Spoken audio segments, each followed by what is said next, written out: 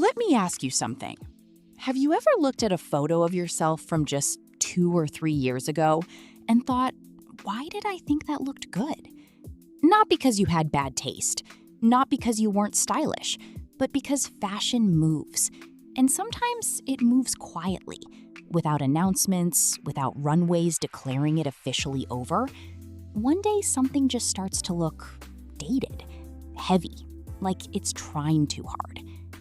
And the women who always seem to look effortlessly put together, the ones who walk into a room and command attention without a single flashy logo or trendy piece, they figured this out early. They stopped wearing certain things, not because they read a magazine article telling them to, but because they developed an eye, a sensitivity to what elevates a woman and what simply weighs her down. That's exactly what this video is about. Today, we're going through 8 specific things that stylish, elegant women have quietly stopped wearing in 2026. And more importantly, I'm going to tell you what they're choosing instead. Because the goal here is never just to strip your wardrobe down to nothing. The goal is to upgrade, to refine, to move into a version of your style that actually reflects who you are right now. So whether you're rebuilding your wardrobe from scratch, or you're simply trying to understand why your outfits aren't landing the way you want them to, stay with me, because by the end of this video, you're gonna see your closet in a completely different way. Let's get into it. Number 1, visible logomania. A few years ago, walking out of the house with a giant interlocking C or a bold double G across your chest felt like a flex. It said, I have money, I have taste, look at me. But here's the thing about logomania. It was never really about taste. It was about signaling. And the women who have always understood true elegance, the ones we associate with old money, with quiet luxury, with a kind of timeless refinement, they never needed to signal anything because they were too busy actually being the thing. In 2026, the conversation around fashion has matured. And what we're seeing across the board, from the way stylish women are dressing in Paris, in Milan, in the quiet corridors of private clubs and old estates, is a complete departure from visible branding. The logo has left the building. What's taken its place is something far more interesting. It's fabric, it's cut, it's the way a coat falls off the shoulder, or the way a cashmere turtleneck sits against the collarbone. It's a silk blouse in a shade of ivory so perfect, it looks like it was made for your skin tone specifically. The new luxury is invisible. You can feel it, you can sense it in the room, but you can't Google it. If your wardrobe is still heavy with pieces that broadcast their brand name from across the street, I want you to genuinely ask yourself, are these pieces serving you, or are you serving them? Are they elevating you? Or are they replacing the work of getting dressed with intentionality? The shift is subtle but powerful. Move toward quality you can feel. Brand names you keep to yourself. Number 2, extremely distressed denim. There was a moment, and honestly, it lasted longer than it should have, where jeans with holes in them felt edgy, cool, urban. And in the right context, a little wear and tear on denim still works. A slight fade, a subtle fray at the hem. That's lived in. That's real. But we're talking about something different. The heavily distressed jeans. The ones with gaping holes across both knees. The ones that look like they survived a catastrophe. The ones where more fabric is missing than present. In 2026, extremely distressed denim has aged. It reads as costumey, like it's trying to perform a version of cool, rather than actually being it. And on a woman who wants to be taken seriously, who wants her presence to speak for itself, heavily ripped denim is working against her. Here's what stylish women are wearing instead. Straight leg, dark wash denim. Wide leg trousers in a clean indigo rinse. High-waisted, tailored cuts that elongate the leg and create a silhouette worth remembering. The kind of jeans that look just as good at a business lunch as they do at a weekend gallery opening. Clean denim is having a serious moment, and it's not going anywhere. Because unlike distressed pieces that scream a very specific era, A well-fitting pair of dark wash straight-leg jeans is essentially timeless. If you haven't already, retire the heavy distressed pieces. You don't need to throw them away. Repurpose them for painting days, gardening, whatever you like. But take them off the rotation as you're going out denim. You'll immediately notice how much more polished your everyday looks become. Number 3. Shapewear style going out tops. You know the ones. The skin-tight, bodycon, ruched across the stomach, barely there fabric tops that were everywhere for a stretch. Often in synthetic fabrics, often in that particular shade of beige or dusty rose that photographed well but looked flat and cheap in real life. Worn with high-waisted jeans or a mini skirt, tucked into everything, trying to maximize every curve. These tops peaked somewhere around 2021 to 2023, and they weren't inherently wrong, but they've become so ubiquitous, so linked to a very specific aesthetic that has already started feeling dated, that wearing them now reads as someone who hasn't quite refreshed their going-out wardrobe yet. Here's the contrast I want you to sit with. A shapewear-style top communicates, I want you to notice my body. And there is absolutely nothing wrong with wanting to look beautiful and feel confident in your figure. Nothing wrong with that at all. But there's a more elevated way to achieve that same result. A silk slip top in champagne or warm white. A fitted but structured blouse with an interesting neckline. A wrap top in a rich jewel tone that defines the waist without gripping it. A linen camisole under a perfectly cut blazer. These pieces say, I know what I look like, and I dress with intention. That's the energy that turns heads in 2026. Not the overtly bodycon silhouette, but the woman who knows exactly how to frame herself. Number 4. Chunky platform sneakers. I want to be careful here because sneakers as a category are absolutely still relevant. The way we style them has evolved dramatically, and athletic footwear woven into an otherwise elevated outfit is still one of the most interesting style moves a woman can make. But the ultra-chunky, exaggerated platform sneaker, particularly the kind with enormous rubber soles that add 3 or 4 inches of pure bulk, has reached its expiration point. These shoes had a moment. They were playful, they were bold, they were a statement. But they're also very heavy visually. They weigh down an outfit. And on a woman trying to cultivate a longer, cleaner line, a silhouette that reads refined and effortless, a shoe that looks like it belongs on a construction site is doing the opposite of what you need it to do. What's replacing it? Clean, minimal sneakers. Slim profile leather sneakers in white, cream, or camel. Ballet flats with just the faintest sole. Pointed toe loafers.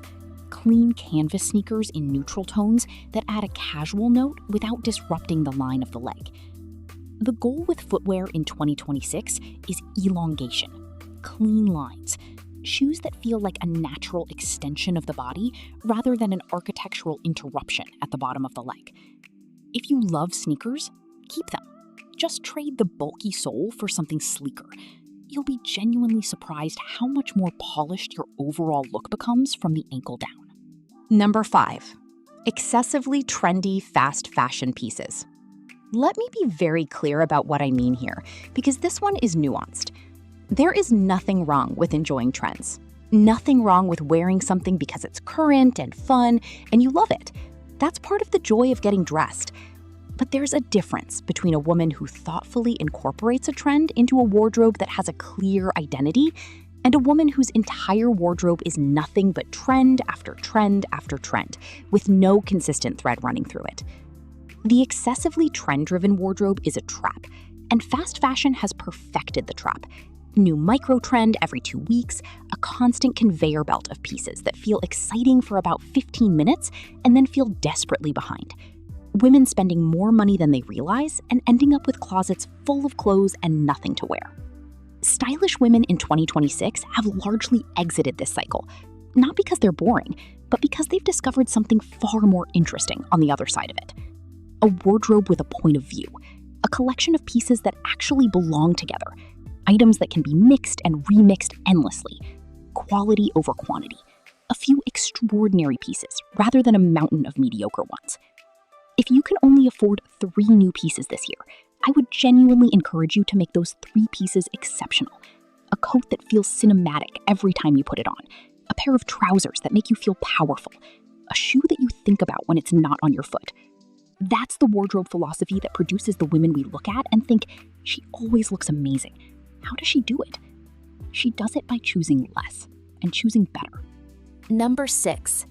Over-accessorizing with trendy statement pieces. There was a trend, and it's still lingering in some circles, of stacking, layering, and piling on as many accessories as possible. Every ear covered with mismatched earrings, rings on every finger, necklaces of 5 different lengths, charm bracelets and cuffs and anklets and hair clips in bold primary colors and cartoon shapes, and everything at once. Again, there's a version of eclectic accessorizing that's actually brilliant. Thoughtful layering done with intention is its own art form. But the kind of accessorizing that comes from just grabbing everything trendy and putting it on at once, that's not a statement. That's noise. In 2026, the direction is restraint. The kind of restraint that actually takes confidence, because it requires you to trust that less is saying more. One beautiful gold chain, a single signet ring, pearl earrings that catch the light, a silk scarf tied at the wrist or in the hair rather than draped around the neck in an obvious way. The accessories of elegant women tend to have stories. They're not purchased because they were in the checkout queue at a trendy website. They're pieces with weight, with history, or pieces that simply have perfect proportions for the wearer. Look at your accessory collection today. If everything in it is from the last 2 years and came in a plastic envelope, I'm not judging. I'm simply inviting you to reconsider. What would you feel comfortable wearing in 10 years? Those are the pieces worth investing in. Number 7. Poorly fitted clothes in the name of comfort. This one might be the most important point in this entire video, because there is a widespread, deeply embedded myth that comfort and elegance are opposites, that you have to choose between feeling good and looking good, that true style requires some degree of discomfort. This is simply not true. But the overcorrection, swinging so far in the direction of comfort that you're wearing clothes 3 sizes too big, shapeless and formless, and doing absolutely nothing for your silhouette, that's not comfort. That's abdication. It's opting out. We saw it happen during the pandemic years. Oversized everything became the default. And some of it was genuinely wonderful. The artfully oversized coat, the intentionally slouchy blazer, the wide-leg trouser that creates a clean architectural line. There's real elegance in knowing how to wear volume. But there's a version of it that stopped being a choice and became a hiding place. And women who live in their oversized hoodies and shapeless sweatpants every single day aren't comfortable. They're invisible. And invisible is different from comfortable. In 2026, fit is everything. Not tight, but considered. Clothes that know where your body is, even when they're not clinging to it. A wide-leg trouser with a fitted top. An oversized blazer worn with tailored separates underneath. A flowy dress with a belt that marks the waist. The most consistently elegant women you know, the ones who make it look easy, they wear things that fit. It's that simple. It's also that powerful. Invest in a tailor. It is the single highest return investment you can make in your wardrobe. A $50 dress that fits perfectly will always look more expensive than a $500 dress that doesn't. Number 8. Outdated shoe silhouettes that are actively aging you. I saved this one for last because I want to talk about it with some nuance. Shoes can make or break an outfit in a way that nothing else can. You can be wearing a beautiful blouse, perfect trousers, lovely jewelry, and then your shoes walk in and undo everything. Not because they're ugly, necessarily, but because they're communicating the wrong decade. The specific culprits in 2026? A few. The thick-heeled, round-toed pumps that dominated the early 2010s. They've been back briefly, but their return has not been kind. They tend to make the leg look shorter and wider, and they carry a very strong aesthetic imprint from a specific era that now reads as dated. The wedge sandal in cork or jute, once a summer staple, has aged considerably and tends to read more beach catalog from 2015 than elevated summer dressing. The overtly embellished flat sandal, with lots of hardware, rhinestones, or chunky straps, once felt luxurious but has tipped into gaudy territory. What's working beautifully right now? The kitten heel. Small, delicate, and suddenly everywhere among women who understand proportion. The ballet flat in leather or satin. A clean, pointed toe pump with a mid-heel. The minimalist mule in a warm neutral. The simple leather loafer with a clean sole. These are all shoes that work with the leg rather than against it. They make you look taller, they make your outfit look more intentional, and they will not look dated in 3 years the way trend-heavy footwear does. If there's one wardrobe edit you make after watching this video, and you want it to be the highest impact one, look at your shoes. Because nothing dates an otherwise good outfit faster than footwear that belongs to a different decade. Closing. So let's bring this together. 8 things. 8 shifts. And if I had to distill everything I've just told you into a single idea, it would be this. The women who always look effortlessly elegant are not wearing more. They're wearing less, but choosing better. They've stopped performing style and started living it. Their wardrobe isn't about what's trending on a given Tuesday.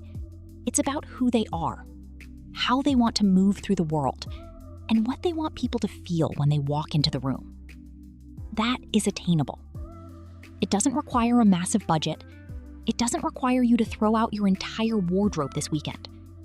It requires a shift in perspective, a willingness to edit, to ask harder questions when you're standing in a fitting room or scrolling through your closet. Does this elevate me? Does this reflect who I actually am right now? Or is this just comfortable in the way that hiding is comfortable? The quiet luxury movement, which shows no signs of slowing down, by the way, isn't about being boring or colorless or devoid of personality. It's about confidence. The confidence to let the quality speak, to let your presence speak, to wear something simple and own every room you walk into because you know exactly who you are. That's the goal. And you're already closer to it than you think. If you found this video helpful, please do subscribe. There's so much more coming on this channel about style, elegance, and building a wardrobe and a life that actually reflects your best self. And drop a comment below. Which of these 8 things are you personally ready to move on from? I read every single one. I'll see you in the next video.